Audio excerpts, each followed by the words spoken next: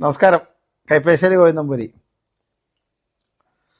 വൈഷ്ണവനാമങ്ങളെ കുറിച്ച് നമ്മൾ നിരവധി തവണ സംവദിച്ചിട്ടുള്ള വൈഷ്ണവനാമങ്ങളെക്കുറിച്ച് നാരായണായ നമ, അനന്തായ നമ, അച്യുതായ നമ, ഗോവിന്ദായ നമ, രാമായ നമ, കൃഷ്ണായ നമ, വാസുദേവായ നമ, അങ്ങനെ ഒത്തിരി നാമങ്ങളെക്കുറിച്ച് നമ്മൾ സംവദിച്ചിട്ടുണ്ട്.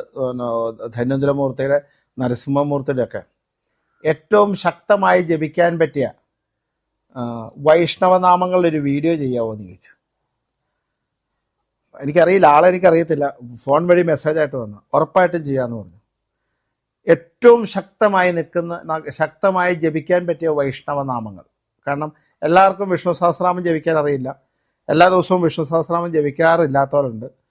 അപ്പം വൈകുന്നേരം ഈ സന്ധ്യനാമം എന്ന് പറഞ്ഞിറങ്ങുന്ന പല പുസ്തകങ്ങളും ഒരുപാട് കീർത്തനങ്ങളാൽ നിബിഡമാണ്. നാമജപത്തിൽ അത് നാമജപമല്ല, ശരിക്ക് കീർത്തനങ്ങളാണ്, ശ്ലോകങ്ങളാണ്. നാമം എന്ന് പറയുന്നത് ഇപ്പോൾ ഈ നമശിവായ, നാരായണനാമം അങ്ങനെയൊക്കെ പറയണ നാമങ്ങൾ. അപ്പോൾ ഇത് രണ്ടും രണ്ടാണ്. പക്ഷെ ആ പുസ്തകത്തിൽ നാമജപ പുസ്തകം എന്നൊക്കെ എഴുതിയേക്കണേ, സന്ധ്യാനാമ പുസ്തകം എന്നൊക്കെ. അപ്പോൾ വൈകുന്നേരം ജപിക്കാൻ പറ്റിയ നാമജപങ്ങളെക്കുറിച്ച് തിരുമേനി പറയുന്നതൊക്കെ ചെയ്യുന്നുണ്ട്. പക്ഷെ എന്നാലും കുറച്ച് നാമങ്ങൾ, വൈഷ്ണവനാമങ്ങൾ തരുമോ എന്ന് ചോദിച്ചു.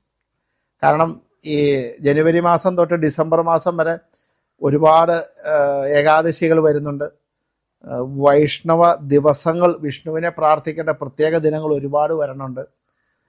അപ്പോൾ ആ ദിവസങ്ങളിലൊക്കെ പ്രത്യേകമായി പ്രാർത്ഥിക്കുക. വ്യാഴാഴ്ചകളിൽ നാമം ജപിക്കാനായിട്ട്, ബുധനാഴ്ച കുട്ടികൾക്ക് വിദ്യാഭ്യാസത്തിന് ജപിക്കാൻ വേണ്ടിയിട്ട്, വ്യാഴാഴ്ച സന്താനങ്ങൾക്കും ഐശ്വര്യത്തിനും ജപിക്കാൻ വേണ്ടിയിട്ട് ഒക്കെ വൈഷ്ണവനാമങ്ങൾ ധാരാളം പറഞ്ഞു തരുമോ നമുക്ക് ജപിക്കാൻ എന്ന് ചോദിച്ചു.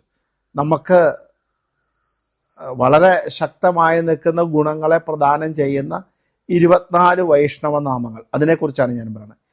അതായത് എന്താ പറയുക, ഐശ്വര്യത്തെയും സമാധാനത്തെയും സന്തോഷത്തെയും സന്താനത്തെയും സമ്പത്തിനെയും എല്ലാം തരികയും അതുപോലെ തന്നെ ജീവിതത്തിൽ ഉത്തരോത്തര അഭിവൃദ്ധി തരികയും എല്ലാവിധ കഷ്ടതകളും മാറ്റുന്ന ഒരു 24 വൈഷ്ണവനാമങ്ങൾ നമുക്ക് ജപിക്കാൻ പറ്റിയതാണ്. കാരണം പലർക്കും ശരിക്കും പറഞ്ഞിട്ടുള്ളത് അവർ നാമം ജപിക്കാനുണ്ടെങ്കിലും പല നാമങ്ങളും അവർക്ക് അറിയില്ല. അങ്ങനെ ഒരു ഇതും കൂടെ ഉണ്ട്. അപ്പോൾ വൈഷ്ണവനാമങ്ങൾ ഇപ്പം ഇത് എന്താ പറയണേ, ഓരോ നാമങ്ങളായിട്ടാണ് ജപിക്കേണ്ടത് 24 തവണ. പിന്നെ വീണ്ടും ഒന്നോടെ ആവർത്തിക്കാം, പിന്നെ 3 തവണ ആവർത്തിക്കാം, 7 തവണ ആവർത്തിക്കാം, 12 തവണ ആവർത്തിക്കാം.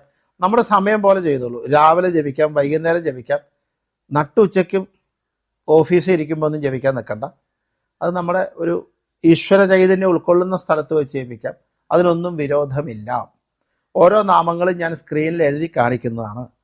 അപ്പം എന്നും വൈഷ്ണവ നാമജപത്തെക്കുറിച്ച് പറഞ്ഞാൽ, കാരണം അതിനെക്കുറിച്ച് പറയുമ്പോൾ തന്നെ നമുക്കൊരു പ്രത്യേകത അനുഭവപ്പെടാം. നമ്മുടെ എന്താ പറയണേ, ജീവിതത്തിനകത്ത് നമുക്ക് സമ്പൽ സമൃദ്ധമായി നിൽക്കുന്ന, സമാധാനപരമായി നിൽക്കുന്ന, സന്തോഷത്തിൻ്റെ, ഐശ്വര്യത്തിന് കാരകൻ ആരാണെന്ന് വെച്ചാൽ സ്ഥിതിയുടെ കാരകനായ മഹാവിഷ്ണുവാണ്. സ്ഥിതിയുടെ കാരകനായി നിൽക്കുന്ന മഹാവിഷ്ണു ആണെന്ന് പണ്ട് തൊട്ട് പ്രതിപാദിച്ചിട്ടുണ്ട്. ഒരു ജാതകം എടുത്താലും അതിനകത്ത് വ്യാഴത്തിൻ്റെ പ്രീതിയാണ് ഒരാൾക്ക് ഐശ്വര്യത്തെ നൽകുന്നത്. ബുധൻ്റെ പ്രീതിയാണ് വിദ്യയെ, ജ്ഞാനത്തിനെ, തൊഴിലിനെ, അറിവിനെ നൽകുന്നത്. അപ്പോൾ വൈഷ്ണവ പ്രീതി കൊണ്ട് ശരിക്കും ഒരു പരിധിവരെ ജീവിതത്തിലെ ദുഷ്കൃതങ്ങളെ മാറ്റി സുഹൃതത്തെ ഉണ്ടാക്കി, എന്നുവെച്ചാൽ ദുഷ്കൃതങ്ങളായി നിൽക്കുന്ന വിഷയങ്ങളെ മാറ്റി സുഹൃതത്തെ ഉണ്ടാക്കാനും, കുട്ടികളുടെ നന്മയ്ക്ക് വേണ്ടി ഏറ്റവും ജപിക്കാൻ പറ്റുന്ന നാമജപങ്ങൾ വൈഷ്ണവ നാമജപങ്ങളാണ്.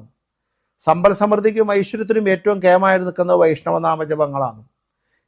വൈകുണ്ഠനാഥനായി നിൽക്കുന്ന ഗുരുവായൂരപ്പനെ സ്മരിക്കുന്നതാണ് സർവാഭീഷ്ടവും സമ്പൽ സമൃദ്ധി എന്നുള്ളതൊക്കെ നടാടെ അറിയാവുന്നതാണ്, നമുക്കെല്ലാവർക്കും അറിയുന്നതാണ്, നമ്മൾ ചെയ്തു പരിചിതമാണ്, നമുക്കതിനെക്കുറിച്ച് കേമായിട്ടറിയാം.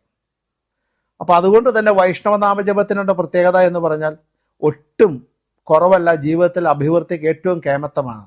അതുകൊണ്ട് തന്നെ അതിന് ശക്തിയുണ്ട്. അതിനകത്ത് നമ്മുടെ ഒരു എന്താ പറയുക, നമ്മുടെ മുഴുവനുള്ള ഒരു പോസിറ്റീവ് എനർജിയുടെ നിറഞ്ഞ കലവറ തന്നെയാണ് വൈഷ്ണവനാമങ്ങൾ. അപ്പോൾ ജപിക്കുന്നതും വൈഷ്ണവ ഉപാസന ചെയ്യുന്നതും ജീവിതത്തിലൊരു മഹാഭാഗ്യം തന്നെയാണ്. വൈഷ്ണവ ഉപാസന എന്ന് പറഞ്ഞാൽ തന്നെ ഒരു ഭാഗ്യമാണ്. അദ്ദേഹത്തെ സ്മരിക്കുന്നതും കേൾക്കുന്നതും കാണുന്നതും അറിയുന്നതും ഏറ്റവും നന്മയുടെ ഒരു ഭാഗമാണ്.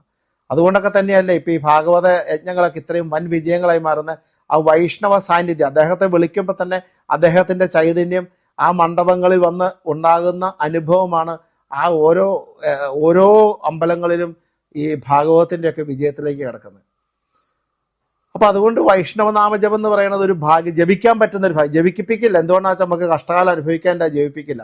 ജപം തുടങ്ങാൻ പറ്റി, ജപിക്കാൻ പറ്റി എന്ന് പറഞ്ഞാൽ അതിഗംഭീരമാണ്, അതികേമത്തം തന്നെയാണ്.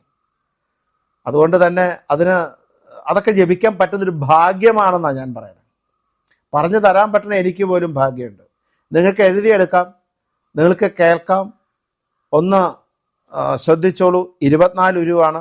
ജീവിതത്തിൽ നിങ്ങൾക്ക് എന്താണോ നേടേണ്ടത്, നിങ്ങൾക്ക് നേടേണ്ട ഐശ്വര്യം എന്താണോ, നിങ്ങൾ എന്താണോ ആഗ്രഹം, ആ ആഗ്രഹപൂർത്തീകരണം ജപിക്കേണ്ട വൈഷ്ണവനാമങ്ങൾ അതാണ്. അങ്ങനെയാണ് ഞാൻ പറയാൻ ആഗ്രഹിക്കുന്നത്. നോക്കിക്കോളൂ. കേശവായ നമഃ, നാരായണായ നമഃ, മാധവായ നമഃ, ഗോവിന്ദായ നമഃ, വിഷ്ണുവേ നമഃ, മധുസൂദനായ നമഃ, ത്രിവിക്രമായ നമഃ, അമാനായ നമഃ, ശ്രീധരായ നമഃ, ഹൃഷികേശായ നമഃ, പത്മനാഭായ നമഃ, ദാമോദരായ നമഃ, സംഘർഷണായ നമഃ, വാസുദേവായ നമഃ, പ്രത്യുപ്നായ നമഃ, അനിരുദ്ധായ നമഃ, പുരുഷോത്തമായ നമഃ, അദോക്ഷജായേ നമഃ, നരസിംഹായ നമഃ, അച്യുതായ നമഃ, ജനാർദ്ദനായ നമഃ, ഉപേന്ദ്രായ നമഃ, ശ്രീഹരയേ നമഃ, ശ്രീകൃഷ്ണായ നമഃ.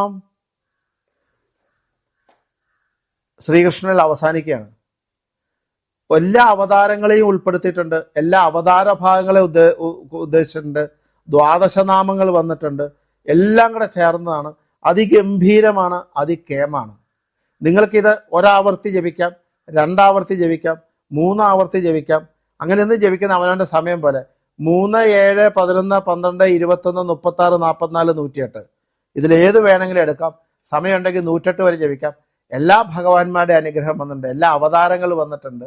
അതുകൊണ്ട് തന്നെ അത് വൃത്തിയായി ചെയ്യാൻ പറ്റുന്നത് വളരെ കേമത്തം തന്നെയാണ്, അത് അതിഗംഭീരം തന്നെയാണ്. വൈഷ്ണവനാമങ്ങളുടെ ശക്തി പറഞ്ഞറിയിക്കാൻ പറ്റില്ല, അത്ര കേമാണ്. വൈകുണ്ഠം എന്ന് പറയുന്ന സ്ഥലത്ത് വൈകുണ്ഠനാഥനായി നിൽക്കുന്ന ഭഗവാൻ പരമാത്മാവിലേക്ക് ലയിക്കാൻ വേണ്ടി നാമങ്ങൾ ജപിച്ച് നമ്മുടെ ശാപതാപങ്ങൾ ഇല്ലാണ്ടാക്കി മോക്ഷത്തിലേക്ക് എത്താൻ വേണ്ടി ആശ്രയിക്കുന്ന വൈകുണ്ഠനാഥനെ ഭൗതിക സുഖങ്ങളിലെ എല്ലാ പാരമ്പര്യതയിൽ എത്തിച്ച് ഭൗതിക സുഖങ്ങൾ പൂർണ്ണമായി തന്ന് അനുഗ്രഹിച്ച് സന്തതി പരമ്പരയെ പൂർണ്ണമായി അനുഗ്രഹിച്ച് ജീവിതത്തിൽ നിൽക്കുന്ന എല്ലാ ഉദാത്തമായി നിന്ന സുഖത്തെയും പ്രദാനം ചെയ്യാൻ വൈഷ്ണവനാമത്തിൻ്റെ ശക്തി വേറൊന്നിനില്ല. അതുകൊണ്ട് തന്നെ ആ വൈഷ്ണവ ദർശനം സ്മരണം പോലും അതിഗംഭീരമാണ്. അതുകൊണ്ട് ശീലമാക്കുക വൈഷ്ണവനാമങ്ങൾ. നമസ്കാരം. ഗോവിന്ദ.